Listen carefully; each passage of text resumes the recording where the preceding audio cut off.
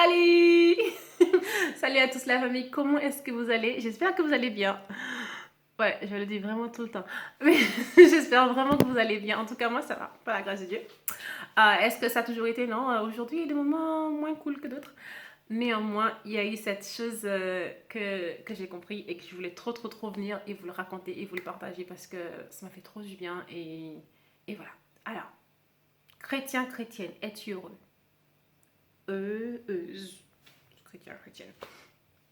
Depuis que tu es dans le Seigneur, est-ce que tu peux dire que tu as plus de joie qu'avant? Parce que je parlais en fait avec un ami et il a dit une phrase, il dit, oh mais ces chrétiens, franchement quand je vois que ce sont des gens malheureux. Quoi? Des gens malheureux, ils sont frustrés.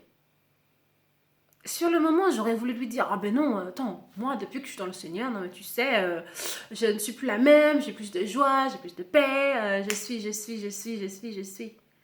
Mais en fait, sur le moment, j'ai pas trouvé quoi rétorquer, quoi, parce que il faut toujours être prêt, comme on dit. Mais à ce moment-là, j'étais pas prête du tout. Donc ça, c'était on est en avril, donc 4-5 mois à peu près. Et aujourd'hui, ça m'est revenu. Ça m'est revenu, enfin aujourd'hui, cette semaine, la semaine qui vient de s'écrouler, ça m'est revenu. Je dis, ah ouais, quand même.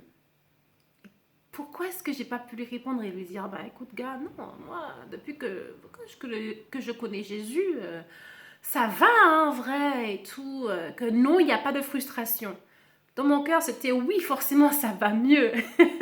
Amen. Pour rien au monde, je voudrais lâcher la main du Seigneur, de celui qui m'aime. Rien au monde. Ah, la question se pose même pas, gars. J'ai la chair de poule, rien que d'y penser. Il y a des choses qu'on ne devrait jamais dire. Mais je devais quand même avouer que oui, il restait des frustrations. Parce que des choses qu'avant que je faisais et que je kiffais, maintenant je ne le fais plus. Et ça me frustre. Parce que c'est comme si je me... Donc du coup, il y a une espèce de décalage parce que les affections de mon cœur ne sont pas forcément en accord avec la parole de Dieu. Oui, la parole nous dit traiter durement la chair. Mais quand même, je sentais qu'il manquait petit quelque chose, quoi. Et pour rappel, Jésus dit, je suis le prince de la vie. Non, je suis le prince de la paix, je suis le chemin, la vérité et la vie. Je suis venu pour que mes brebis aient la vie et qu'elles soient dans l'abondance. Donc, logiquement, quelqu'un qui est avec Jésus a la vie en abondance, a la joie en abondance, a la paix en abondance et toutes ces choses. Pas de frustration quand même avec le Seigneur. Oui, il va y avoir des challenges. Oui, il va falloir traiter durement sa chair. Oui, il va falloir travailler son âme. Mais ce travail doit nous emmener à plus de joie et de satisfaction, pas le contraire. Alors, c'est quoi le souci, c'est quoi le hic? En fait, mon appétit, l'appétit que j'avais, c'était pour des choses pécheresses.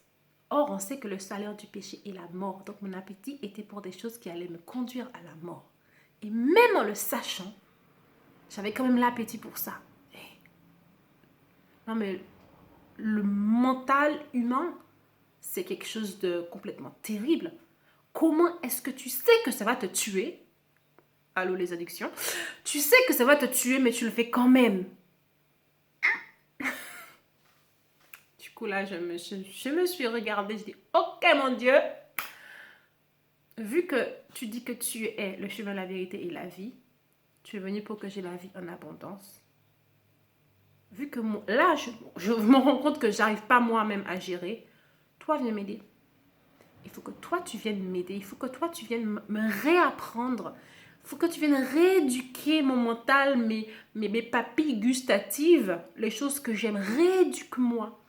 Et maintenant, viens me donner l'abondance que tu as promis. Viens me donner ces choses-là. Viens m'apprendre à me délecter de tes mets. Parce que là, j'ai mangé la nourriture pour animaux, pour cochons. J'ai mangé des choses qui allaient m'emmener à la mort. Or, ce qu'il me faut, c'est des choses qui m'emmènent à la vie. Parce que tu dis que tu es la vie. Alors, viens me donner cette vie. Viens me donner l'appétit pour des bonnes choses. Change mon appétit. Afin que maintenant, quand je vois les choses qui avant me faisaient envie, il n'y a pas y a pas de frustration. Il n'y a pas de frustration. Pourquoi? Parce que maintenant, ces choses-là ne m'attirent plus. Même que ça me dégoûte. Et au contraire, maintenant, je vais chercher les choses que toi, tu as préparées pour moi afin que je m'en délecte. Oui, ça se dit. Afin que je m'en réjouisse, afin que je les délecte. Franchement, Dieu, il aurait pu être un Dieu triste et fade. On aurait pu voir qu'un noir et blanc, manger tous les jours la même chose. Mais vous imaginez, un pays comme la France, où on a je ne sais combien de fromages différents, de vins de terroirs différents. Oh les gens, vous imaginez? Si on n'avait qu'un seul type de fromage, un seul type de vin, les Français là.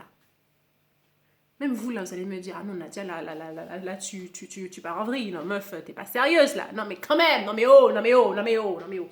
Hé, Dieu qui a permis tout ça, la variété, toutes les choses, tout ça, c'est Dieu. Donc j'ai parlé fromage, j'ai parlé vin, je parle même baguette. Est-ce que même il faut que je passe au niveau des fringues? La couleur, le fashion à Paris, s'il vous plaît. Allô? Ok, je vais un petit peu trop excitée parce que là on a dit fashion et puis...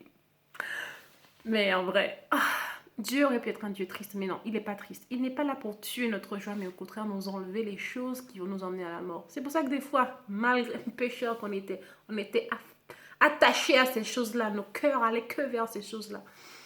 Mais lui, il est venu afin de nous donner des choses qui vont nous emmener à la vie. À la vie, à la vie, à la vie. Donc, si tu es un chrétien et tu es triste et tu es frustré parce que ce que tu faisais, tu sais que tu ne peux plus les faire parce que c'est péché, mais tu as quand même envie de les faire, d'où le fait que tu sois frustré, que tu ne puisses plus les faire. Tu sais tout ça? Si tu es un chrétien comme ça, Seigneur, aide-moi, sauve-moi. Il dit qu'il ne rejette aucun de ceux qui viennent à lui. Aucun. Alors, vas-y. T'es un chrétien triste, frustré parce que avant tu pouvais, maintenant tu peux plus parce que tu sais. Mais t'as quand même envie. Tu vas voir Dieu. Go see God. Va voir le Père. Il t'attend. Une petite chanson pour accompagner, mais vraiment juste les deux phrases.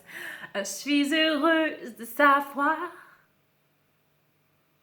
que tu me veux dans tes bras.